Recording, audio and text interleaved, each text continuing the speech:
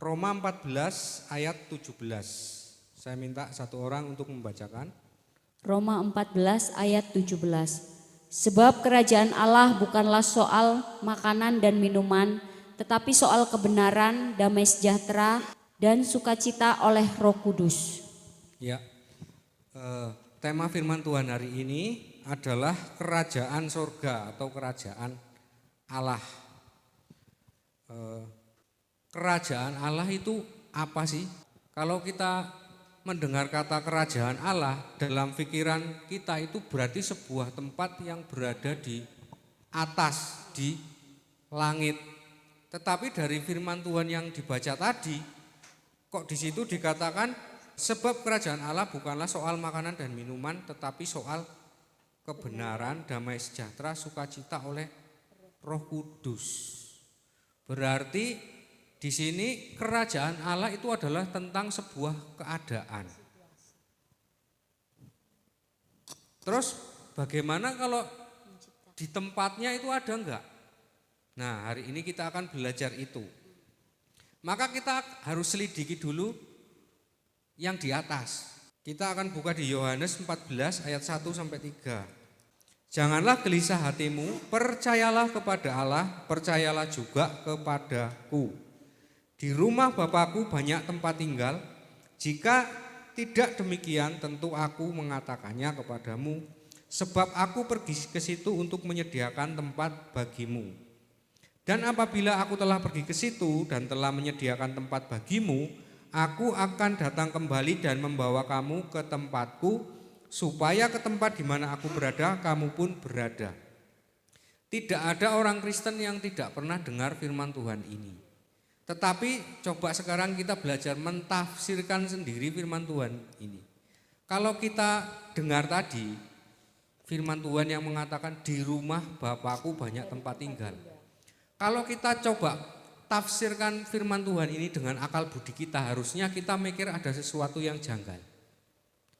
Di rumah Bapakku banyak tempat tinggal. Berarti Bapak ada di mana? Berarti di surga ada tempat tinggal enggak? Nah, sekarang kita harus mikir seperti ini. Kalau di rumah Bapakku banyak tempat tinggal, apakah Bapak itu ada di dalam suatu tempat? Kalau Bapak ada di dalam suatu tempat, berarti tempat itu lebih besar dari Bapak. Berarti Bapak enggak maha besar, karena ada tempat yang lebih besar daripada dirinya. Nah, itulah yang kalau kita baca firman Tuhan itu mikir pakai akal budi. Tapi orang Kristen kadang-kadang dengar firman Tuhan ditelan mentah. Makanya firman Tuhan ini sering sekali salah disampaikan, bahkan hanya untuk menyenangkan hati orang. Kalau ibadah penghiburan, ojo kuatir mati di dalam Tuhan Yesus wis bersama Bapa di surga. Bisa enggak manusia bersama Bapa? Enggak bisa. Nah, itu harusnya akal budi kita mikir. Kenapa enggak bisa? Tapi kan di situ dikatakan oleh Yesus bahwa apabila aku telah pergi ke situ dan telah menyediakan tempat bagimu, aku akan datang kembali dan membawa kamu ke tempatku. Jangan ditafsirkan bahwa berarti Yesus nanti kalau sudah sampai ke sana, dia akan balik lagi terus kita diangkat naik ke surga ke tempat Bapa. Karena itu bukan seperti itu maknanya. Kita lihat dulu, biar ini bukan pendapat tetapi adalah firman Tuhan. Coba bacakan Kejadian 1 ayat 3 dan 4. Berfirmanlah Allah, jadilah terang, lalu terang itu jadi. Allah melihat bahwa terang itu baik, lalu dipisahkannyalah terang itu dari gelap. Ya, sudah. Itu firman Tuhan itu kan diucapkan pertama kali sebelum dunia dijadikan. Dunia masih kosong. Jadi gambarnya seperti ini. Bumi masih kosong, gelap gulita menutupi samudra raya, belum ada matahari. Tapi roh Allah sudah melayang melingkupi alam semesta. Ya kan? Terus ketika sudah seperti ini, berfirmanlah Allah. Allah berfirman. Nah, di sini F. Fikih firman Allah. Saya lambangkan firman yang hidup ini F, ini yang nanti jadi Yesus. Kalau Allah Bapa tidak bisa, enggak bisa digambar karena maha besar. Tak tercapai oleh logika manusia. Maka Allah Bapa ini menyatakan diri kepada ciptaannya selalu lewat firman. Firman dan roh. Nah, roh ini yang melingkupi alam semesta. Pusatnya adalah di sini. Kalau ibarat listrik ini dilingkupi, nah ini kan sebuah ruang yang dilingkupi oleh Roh Kudus. Ruang ini akan kena terang dari sini. Karena kalau bumi ini kena terang ini langsung, nggak ada yang melingkupi, ini hangus. Makanya harus lewat sumber ini. Sama saja tegangan tinggi sutet listrik, kan nggak bisa langsung ke rumah. Bisanya lewat gardu dulu PLN. Karena tegangannya terlalu besar. Nah, ini kan berfirman, jadilah terang hari pertama. Hari pertama itu belum ada matahari. Jadi enggak tahu itu berapa hari. Jadilah terang, lalu terang itu jadi. Maka ini nyiptakan terang, di mana terang itu? Kan terus dikatakan, lalu Allah memisahkan terang dari gelap. Gelap di bumi. Di bumi ini tempat yang gelap, kan belum ada matahari. Dia membentuk sebuah tempat yang terang.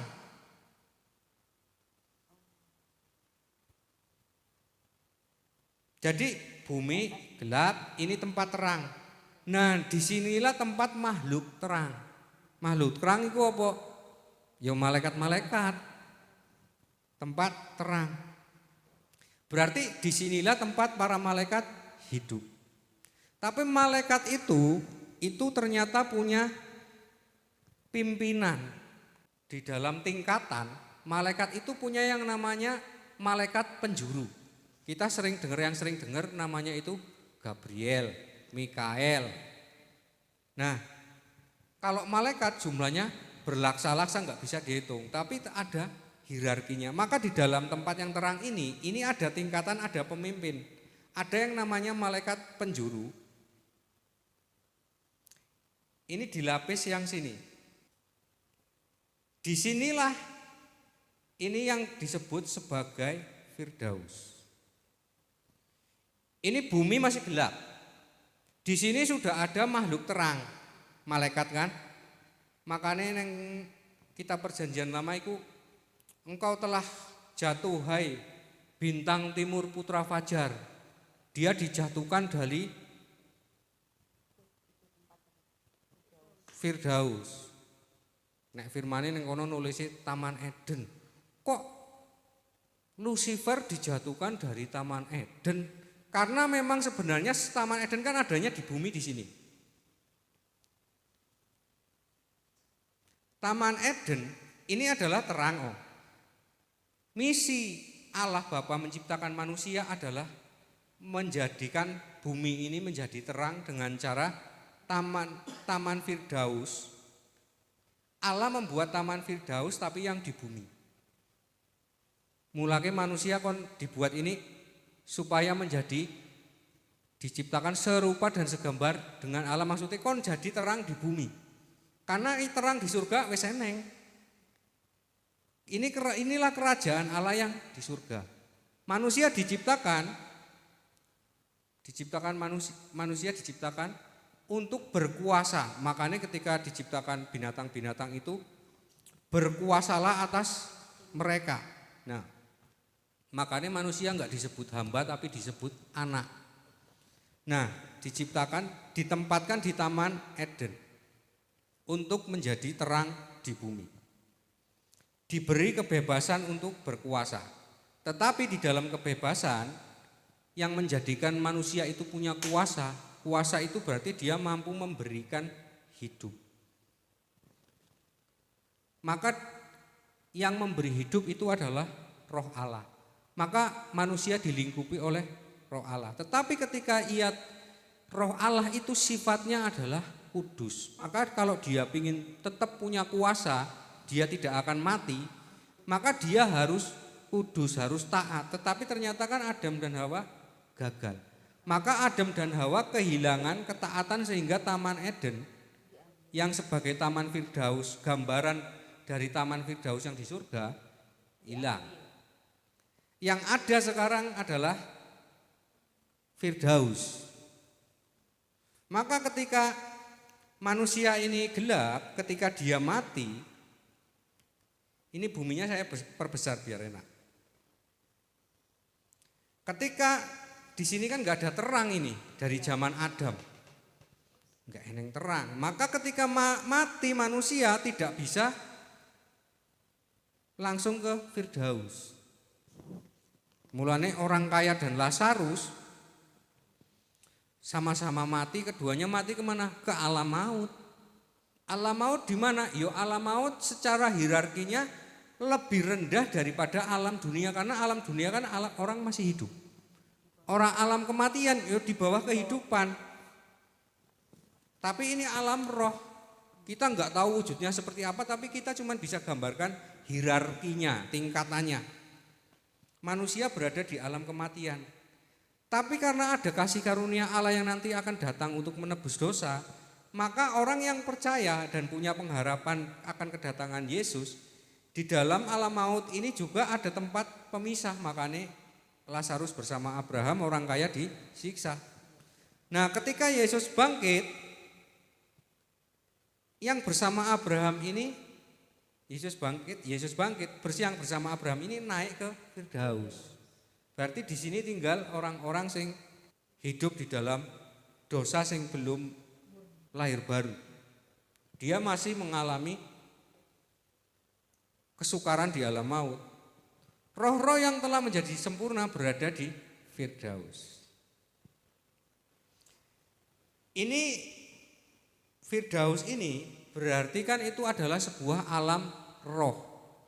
Manusia enggak bisa ke sini karena apa? Karena nang firmane Kejadian tadi dikatakan lalu Allah memisahkan terang dari gelap. Mulanya manusia enggak bisa pergi ke alam roh. Makanya setan enggak bisa menampakkan diri kepada manusia. Demikian manusia enggak akan bisa melihat setan, tapi ada kecualinya. Kecuali kalau kita membuat perjanjian, itu saja. Sama, makanya manusia enggak bisa melihat malaikat, tetapi akan bisa kalau kita itu ada perjanjian dengan Yesus menjadi kudus. Makanya berbahagialah orang yang suci hatinya, karena ia akan melihat Allah, maksudnya melihat makhluk terang.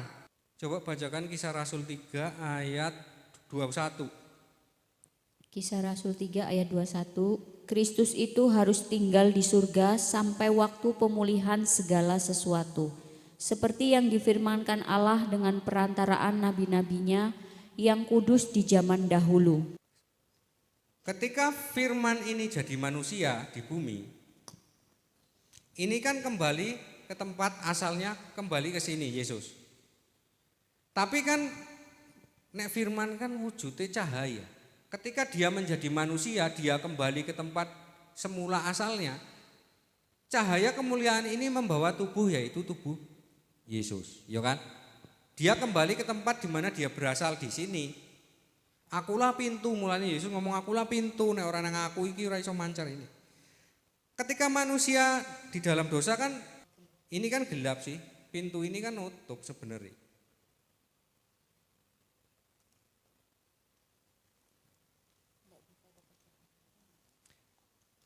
Makanya kan digambarkan dalam bait suci, ini bumi, ini Firdaus,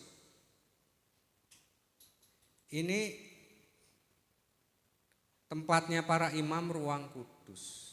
Iki terang yang tak terhampiri Maha Kudus. Yesus harus tetap berada di surga sampai pemulihan segala sesuatu. Kenapa demikian? Berarti Yesus kan ketika naik, dia kembali ke sini. Yang F yang tadinya bentuknya adalah cahaya menjadi, kalau golok itu, misalkan golok, dimasukkan ke dalam bara api yang sangat besar, maka golok ini wujudnya menjadi apa? Merah kan? Mulanya Yesus wajahnya di sini menjadi bersinar seperti matahari terik. Jadi F di sini yang tadinya adalah cahaya kemuliaan, gambar wujud Allah, Allah menyatakan diri kepada ciptaannya melalui F ini firman-Nya. sekarang menjadi Y. Berarti Yesus ini di sini dia ngomongkan tadi di surga. Berarti surga memang adalah di dalam Allah. Di dalam terang yang tak terhampiri, inilah surga. 1 Timotius 6 ayat 14 sampai 16. Turutilah perintah ini dengan tidak bercacat dan tidak bercela hingga pada saat Tuhan kita Yesus Kristus menyatakan dirinya, yaitu saat yang akan ditentukan oleh penguasa yang satu-satunya dan yang penuh bahagia, Raja di atas segala raja, Tuan di atas segala tuan. Dialah satu-satunya yang tidak takluk kepada maut, bersemayam dalam terang yang tak terhampiri, seorang pun tidak pernah melihat dia, dan memang manusia tidak dapat melihat dia. Baginyalah hormat kuasa kekal, amin. Dialah satu-satunya, berarti hanya Yesus yang bisa berada di dalam terang yang tak terhampiri, menjadi pintu untuk alam semesta. Tak seorang pun pernah melihat dia, melihat Yesus. Kalau Yohanes itu di kitab Wahyu melihat Yesus itu penglihatan. Beda. Kalau penglihatan kan itu mata rohani kita yang dibawa oleh Roh Kudus untuk melihat sesuatu yang ada di alam roh. Tapi manusia tidak ada yang bisa naik ke sini. Karena firman-Nya wis ngomong, dialah satu-satunya yang bersemayam di dalam terang yang terhampiri, inilah surga. Tempat di dalam terang yang tak terhampiri. Mulane manusia hanya bisa sampai makhluk ciptaan itu hanya bisa di Firdaus. Sekarang dari mana kita tahu kalau hierarkinya seperti itu? Kita nggak pernah lihat surga, kok kita bisa cerita tentang surga? Sumbernya dari mana? Nah, makanya kita bisa tahu karena firman itu memberitahu. Kita sekarang lihat, ini yang sering baca Alkitab audio, mungkin pernah dengar firman Tuhan ini. Sekarang kita akan lihat seperti apa sih kalau nanti Yesus turun, maka akan seperti keadaan ketika orang Israel itu di Gunung Sinai terus Tuhan Allah itu turun. Kita akan lihat Keluaran 19 ayat 17 sampai 24. Lalu Musa membawa bangsa itu keluar dari perkemahan untuk menjumpai Allah. Menjumpai Allah Bapa kan maksudnya. Tapi Allah Bapa ya ora iso dijumpai, makanya sing jumpai Bapa menyatakan diri kepada umatnya melalui firman-Nya. Ia adalah gambar wujud Allah dan cahaya kemuliaan Allah. Maka firman ini turun ke Gunung Sinai menemui Musa. Wujudnya firman ini apa? Sebagai gambar wujud Allah, kita lihat.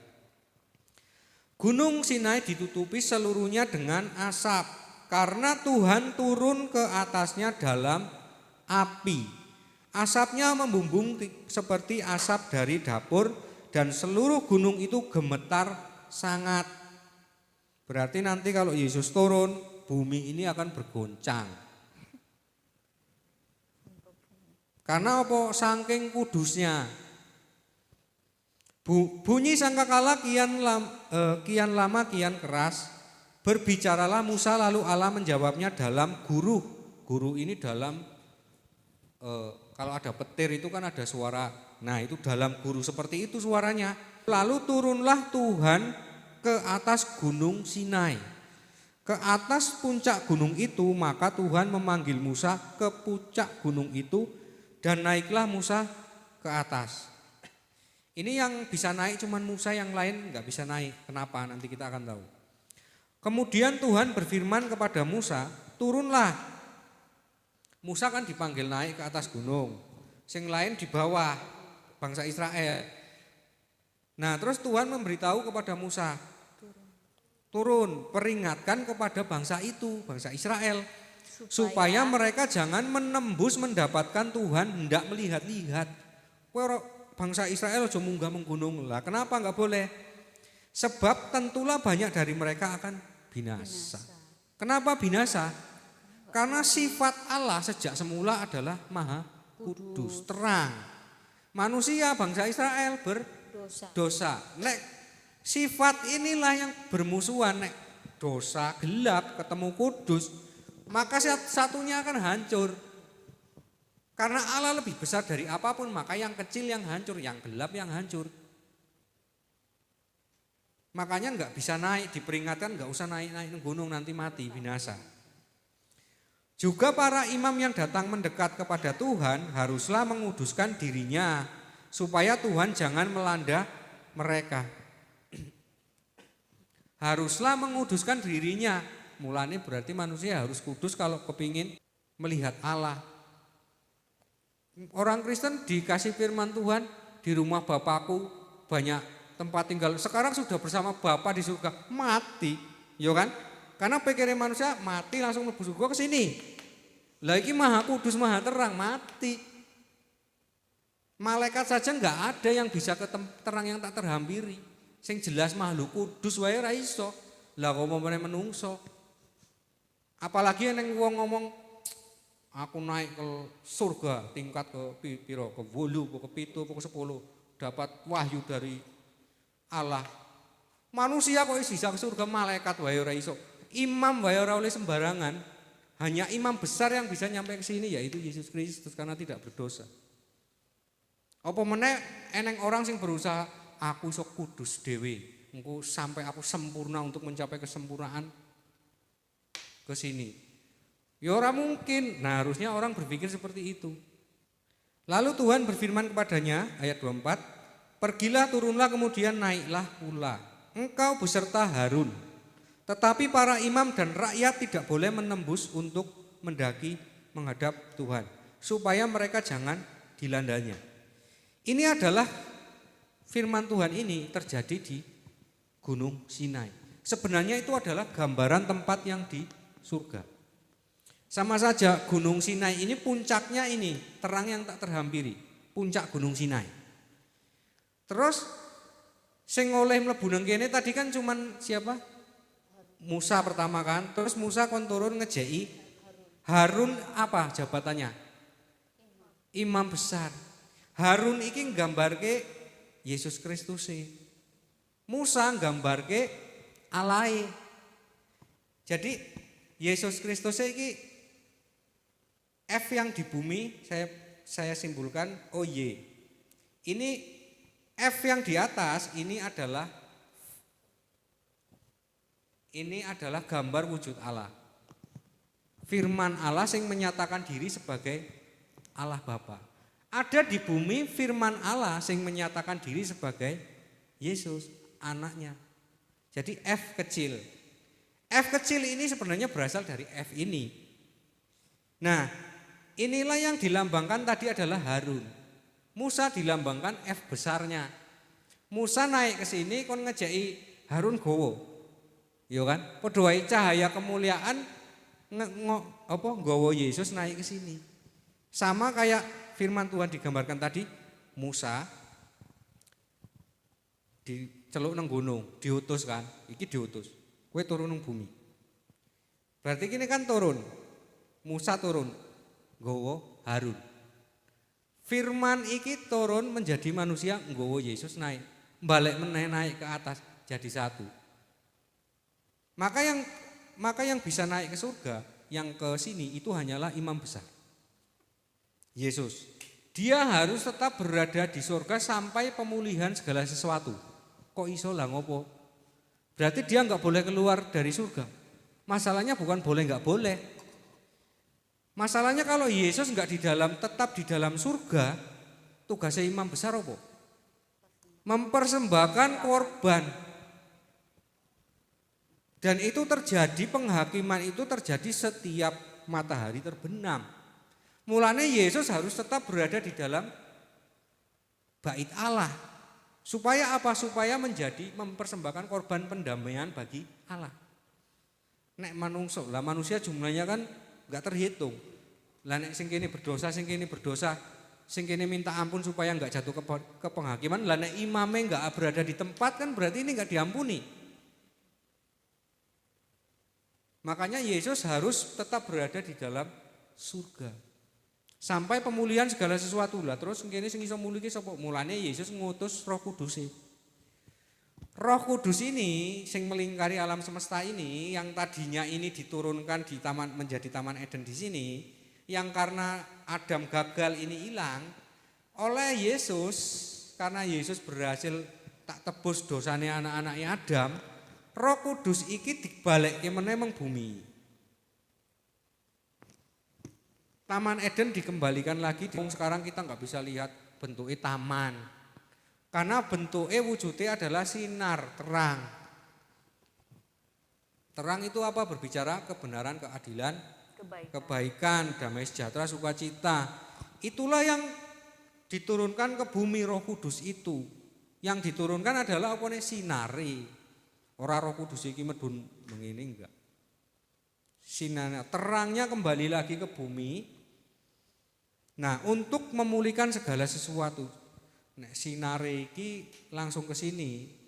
Yesus langsung ke sini enggak sanggup karena iki urung kudus, urung pulih. Maka dia kirim roh untuk memulihkan manusia dulu, baru Yesus turun. Kalau manusia belum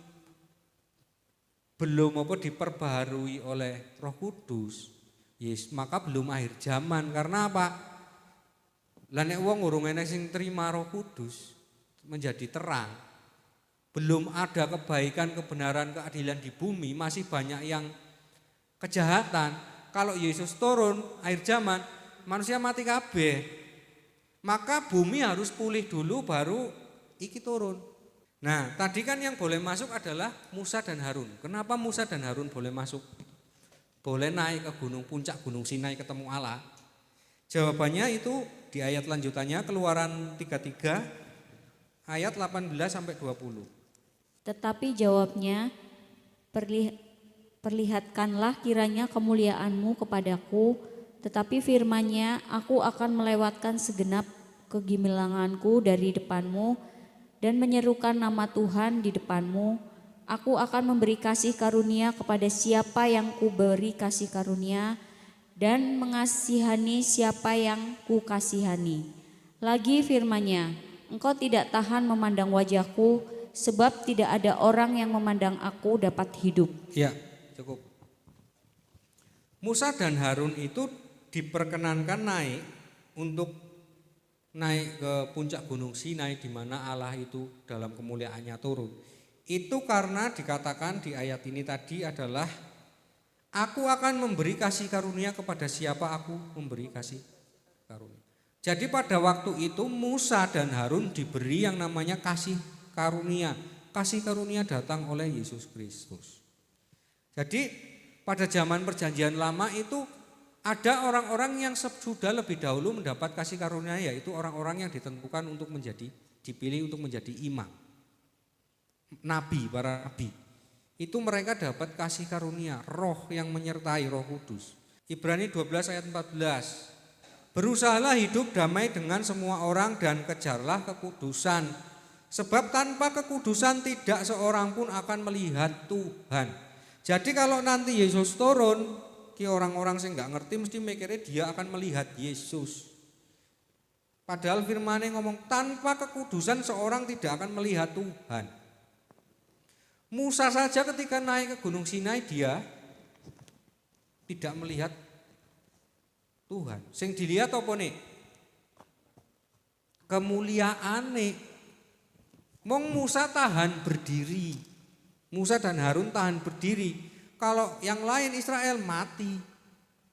Demikian nanti di akhir zaman akan seperti itu. Setiap orang yang mengaku Yesus Kristus adalah Tuhan, yang tetap hidup di dalam terang, di dalam Roh Kudus, maka ketika Yesus turun, dia kan turunnya ke bumi apa ke awan-awan?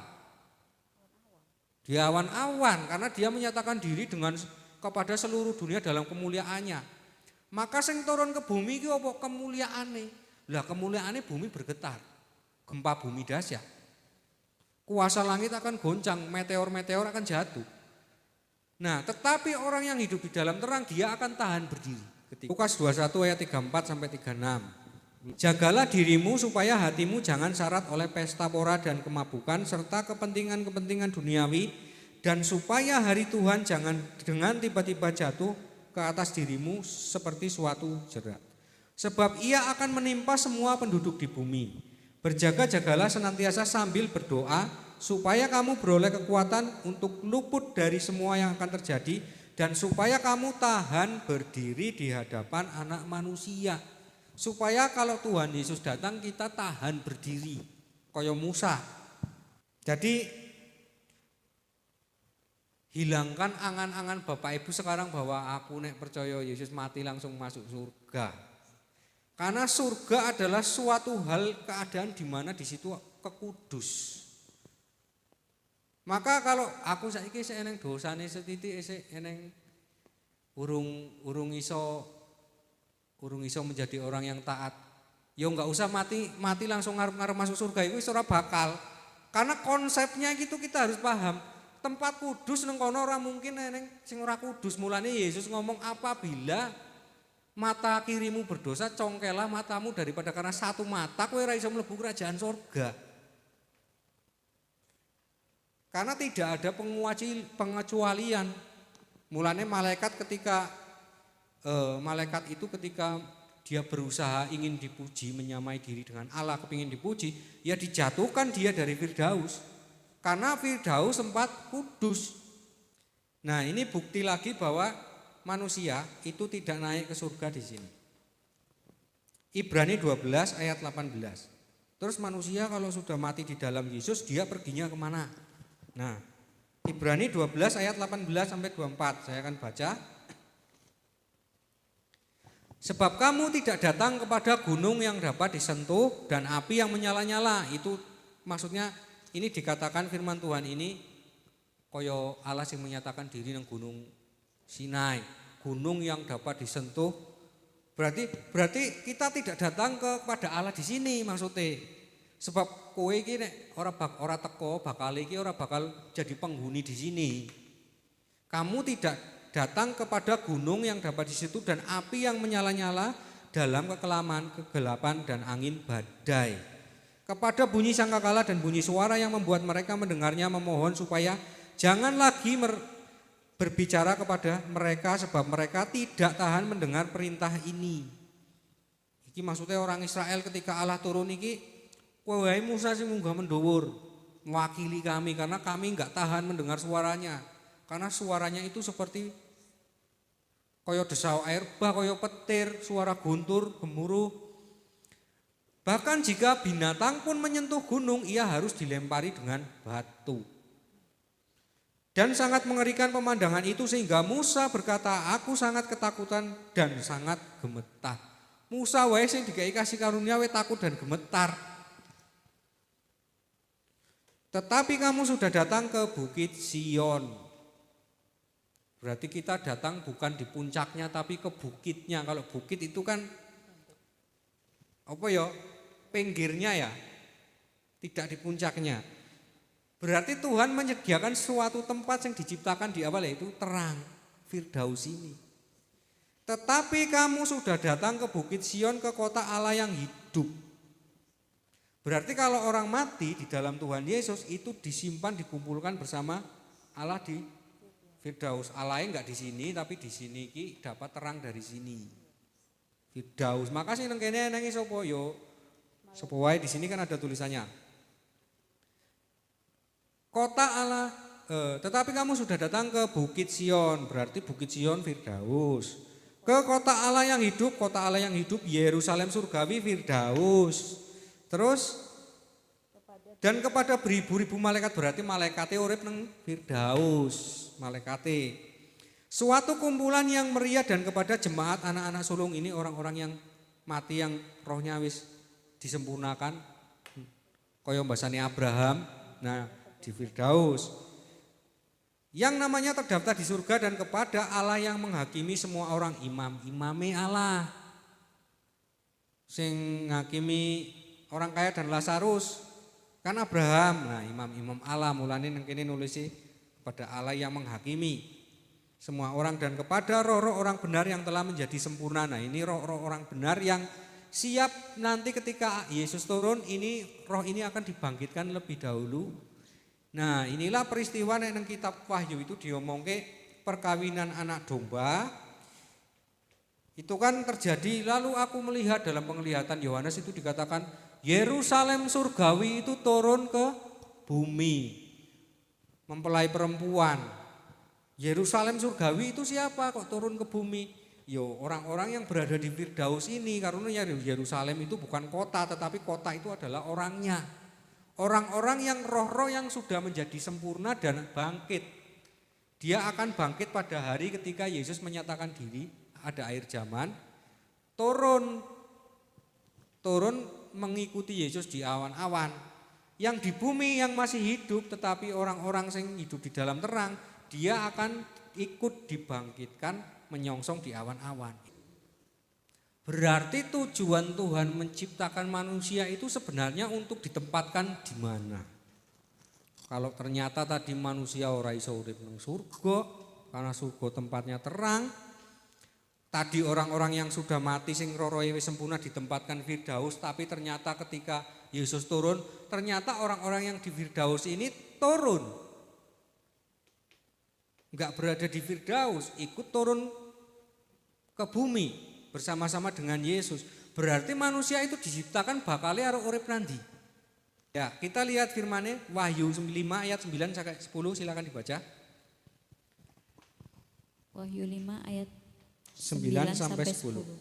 Dan mereka menyanyikan suatu nyanyian baru, katanya, Engkau layak menerima gulungan kitab itu dan membuka materai-materainya, karena engkau telah disembelih dan dengan darahmu engkau telah membeli mereka bagi Allah dari tiap-tiap suku dan bangsa dan kaum dan bangsa. Dan engkau telah membuat mereka menjadi satu kerajaan dan menjadi imam-imam bagi Allah kita, dan mereka akan memerintah sebagai raja di bumi. Berarti Yesus turun ke bumi akhir zaman nanti, dikatakan dan engkau telah membuat mereka menjadi suatu kerajaan. Yesus membuat kerajaan di bumi. Kerajaan di surga wis eneng sejak semula. Kerajaan di bumi baru dibangun dibentuk Taman Eden, Adam gagal ora sida. Nanti akhir zaman itulah kerajaan surga yang di bumi. Inilah surgane manusia neng bumi. Makanya dan engkau telah membuat mereka menjadi suatu kerajaan dan menjadi imam-imam bagi Allah kita, dan mereka akan memerintah sebagai raja di bumi. Berarti tujuan Allah menciptakan manusia adalah untuk menjadi penguasa di bumi. Berkuasa atas di bumi dan memberi hidup, menyatakan kebaikan, keadilan, kebenaran, damai sejahtera, sukacita di bumi. Berarti manusia enggak hidup di surga, yo surgane neng bumi. Wong kita itu manusia itu kan makhluk fisik. Makanya di dalam kitab Wahyu itu dikatakan langit baru, bumi baru, itu surgane manusia. Loh kan orang lain, ajaran lain ada yang mengatakan kita nanti akan hidup di surga, ya itu urusan mereka, iman mereka. Tapi kalau imane wong Kristen, bumi seperti di surga. Mulane Yesus ngomong, datanglah kerajaanmu, jadilah kehendakmu di bumi seperti di surga. Mana memang tujuan hidup manusia endingnya nanti di akhir hidup. Taman Eden ini akan tidak hanya sebuah taman, tapi bumi ini akan menjadi Firdaus, gambaran Firdaus. Ki Firdause makhluk terang, makhluk roh, ki Firdause fisik manusia. Ini pusat kerajaan sorga Allah yang tak terhampiri. Nah, inilah rajanya Yesus Kristus, penguasa di surga maupun di bumi. Ini jadi satu, iki anak cabang padha wae. Nah, iki eneng kerajaan surga di atas, iki eneng anak cabangnya kerajaan surga di bumi. Ya, sampai sini mungkin ada pertanyaan? Itu kenapa Yesus itu sekarang gini, Yesus itu kan sing ngomong padha wae, Allah sing ngomong dhewe lho. Muridnya kan takon, Tuhan ajarlah kami berdoa seperti murid-murid Yohanes kayak diajari berdoa. Yesus ngajarinya harusnya kalau memang doa itu harus banyak, itu harusnya Yesus ngajarinnya enggak doa Bapa kami tok. Tapi Yesus kelihatannya sederhana, cuman ngajarin doa, Bapa kami yang di surga, dikuduskanlah namamu, datanglah kerajaanmu. Karena memang tujuan manusia itu kan mengembalikan Taman Eden yang hilang. Makanya kita harus berdoa, yo minta Taman Edenmu sing hilang, maka datanglah kerajaanmu. Jadilah kehendakmu, maksudnya ini, manusia diberi kehendak bebas. Tapi bagaimana supaya kita bisa taat? Ora iso kecuali kita menyerahkan kehendak bebas kita, Tuhan, aku memang duwe kehendak bebas, tapi nek iso kehendakmu wae sing terjadi atas hidupku. Maka sama saja Tuhan kehendakku tak balikin nang kowe, ngono. Jadilah kehendakmu. Terus apa lagi? Di bumi seperti di surga. Berarti kehendakku di bumi podo karo kehendake Bapa. Apa yang aku lakukan di bumi ini pas karo sing dikarepke Bapakku, ngono.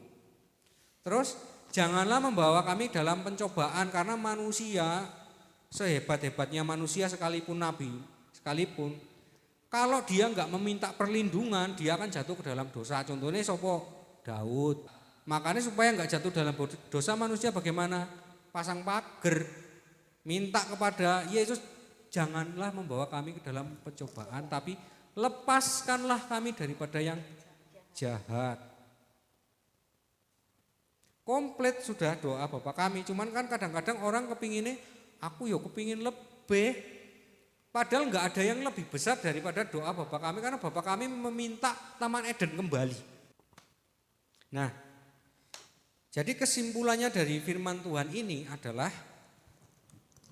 ternyata untuk manusia itu bisa mendapatkan surganya. Surga itu kan ternyata berarti nanti tetap di sini. Langit yang baru dan bumi yang baru akan dipulihkan kembali. Taman Eden akan kembali lagi ke bumi. Nah, berarti tugas kita adalah seperti ini. Kita pakai sedikit logika. Kita sudah tahu konsepnya bahwa Allah itu kudus. Yesus menyatu dengan cahaya kemuliaan, maka dia gambar wujud Allah, maka dia maha kudus juga. Kalau dia nanti turun ke bumi, gimana caranya supaya nanti saya tahan berdiri ketika Yesus turun? Kan seperti itu.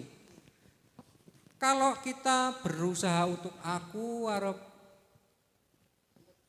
menguduskan diri, angel. Terus bisanya bagaimana? Karena kan syaratnya nek ora kudus, ora tahan berdiri. Nah, berarti syaratnya kan berusaha. Lah berusaha itu kan ada caranya. Saya sangkal diri. Nah, sangkal diri, syukur-syukur pikul salib kan dapat kemuliaan. Sekarang dengan hati nurani Bapak Ibu nek tak takoni, sanggup? Enggak, susah, jatuh. Susah. Terus. Jatuh terus. Kan manusia senangnya cari jalan keluar. Lah men gampang kepiwe ngono kan? Karena pikul salib meneh lho berat. Sangkal diri wae angel kon pikul salib ngono kan? Mulane jalan keluar satu-satunya enggak ada jalan lain kecuali buat perjanjian. Buat kesepakatan. Perjanjian kan seperti ini. Manusia kan wis dikai kehendak bebas. Makanya ya kowe tetep wae diberi kehendak bebas. Tuhan mau ngeki kasih karunia, kowe tetep di dalam terang, kowe selamat. Kowe aja berlaku dosa, Yesus ini jamin keselamatan kita kalau kita tetap berada di dalam terang. Ya kan? Kaya Musa dan Harun tadi, kamu akan bisa naik ke surga karena tak kasih karunia sing nutupi dosamu. Mung masalahnya ketika manusia itu percaya Yesus dapat kasih karunia, kasih karunia ini ra iso dijogo. Karena manusia kepinginnya metu saka terang melakukan yang gelap lagi.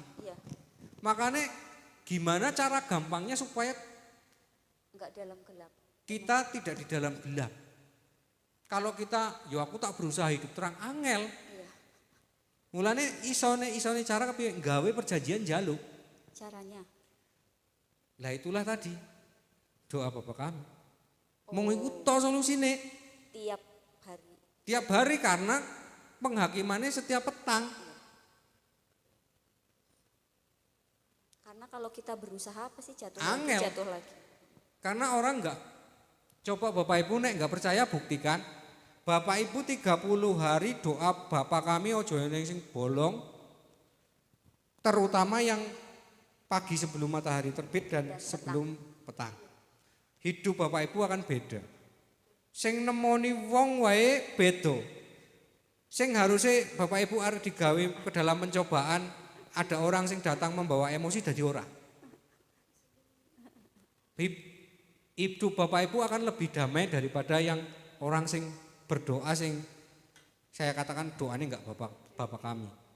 Karena nek doa sing enggak Bapak kami itu, nah isi doanya itu enggak perjanjian. Kan ada orang yang berdoa itu, Tuhan saya minta supaya Engkau memulihkan keadaanku, hidupku dipulihkan, diberkati, usahaku dibuat lancar. Itu kan kita minta kan. Memang enggak salah doa minta, yang enggak salah wong Yesus ngomong oleh minta oleh. Tapi ada yang lebih penting dari itu. Kita minta sesuatu yang kekal, yaitu Taman Eden yang dulu pernah hilang. Kemuliaan yang kuasa untuk kita nanti menjadi raja di bumi, menjadi penguasa, itulah yang hilang dari kita. Karena kuasa itu yang bisa menjadikan kita kekal. Nah, untuk kita menjadi penguasa, itu harus kita setiap melakukan kuasa kita itu harus pas kehendakku karo kehendak Allah. Maka kehendakku kudu padha karo kehendak Allah. Mulane doane kita haruslah jadilah kehendak. Ya. Makanya kalau kita pingin menang, itu cuman caranya adalah aku saiki kan gawe perjanjian hari iki apa? Tuhan, aku mau digawa nang pencobaan. Nah, ini kan pilihanku sih. Terus aku kepingin, walaupun aku duwe kehendak bebas, tapi aku pingin sing terjadi di hidupku itu kehendakmu, tuh kehendakku. Itu yang kemauan siapa? Kemauan kita kan. Dan Allah butuh perkataan itu sebagai bukti supaya Yesus itu iso ngirim Roh Kudus nggonjalanke kita, punya hak untuk ngatur hidup kita. Karena kalau kita enggak menyerahkan hak itu, Roh Kudus arep ngatur hidup orang itu. Kalau orang itu berdosa, iblisnya enggak iso. Orang itu berdosa sing berhak ngatur roh kegelapan. Tapi kalau orang itu mager, walaupun orang itu gelap, pagi hari dia mager, roh ini akan maksa. Loh, kayak orang itu memang berdosa, tapi orang itu kehendak bebasnya dia ngomong, jadilah diserahkan kepadaku, maka Roh Kudus nyamber. Ya kan? Nah, Roh Kudus itulah yang bekerja tapi manusia enggak sadar. Mulanya Yesus gambarke hal kerajaan surga seumpama seperti kaya sing pohon tapi berbuah, tapi dia enggak ngerti kapan berbuah. Tapi lama-lama itu buahnya muncul. Itu saya lupa firman Tuhannya, tapi ada. Orang itu sih tidak sadar kalau orang itu sudah berbuah. Nah, itu sama seperti hal kerajaan surga, maksudnya sama seperti diri kita. Ketika diri kita setiap hari itu menyerahkan kehendak kita, kebebasan kita kepada Allah, supaya Roh Kudus bekerja dalam hidup kita, memang tidak akan terasa, tapi lama-lama akan berbuah dengan sendirinya. Cuman itu sebenarnya kunci keselamatan. Karena kalau itu dilakukan yang lain nanti akan ditunjukkan. Ada lagi pertanyaan sebelum saya tutup? Berarti kan setiap manusia itu kan punya masalah. Umpamanya kita mau mendoakan, oh iya ada keluarga, ada yang bermasalah. Masalah itu kan berbeda-beda ya Mas. Tapi kita enggak perlulah doa itu bertele-tele, tapi cukup Bapak kami itu sudah melingkupi apa yang kita doakan, apa yang mereka minta didoakan itu ya Mas. Doa Bapa kami itu menyerahkan segala yang kita miliki itu kepada Tuhan. Supaya Tuhan aku serahkan apa nih, pekerjaan, usaha, anak. Kalau kita doane Bapa kami, sing doa iki imame, lah kabeh iki akan dicekel. Karena semua diserahkan kepada Tuhan supaya jadilah kehendakmu di bumi seperti di surga atas segala milikku. Mong tinggal kita iki siji, karena doa kita itu kan kelihatannya sepele. Kita enggak boleh khawatir. Cara nek khawatir iki cara nganune liline iki goncang nyalane.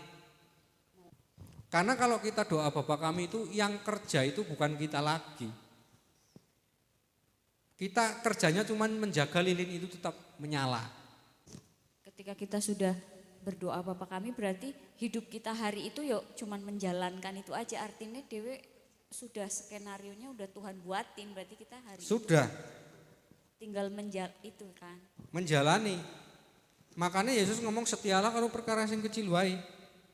Kalau kamu setia dengan perkara yang kecil, apa yang bisa kamu lakukan hari itu lakukan saja dengan baik. Kamu akan diberi perkara yang besar. Maksudnya kono ojo rasa khawatir ngono. Karena Roh Kudus sebenarnya sedang bekerja seperti itu. Ya cukup. Mari kita akan berdoa untuk firman Tuhan hari ini.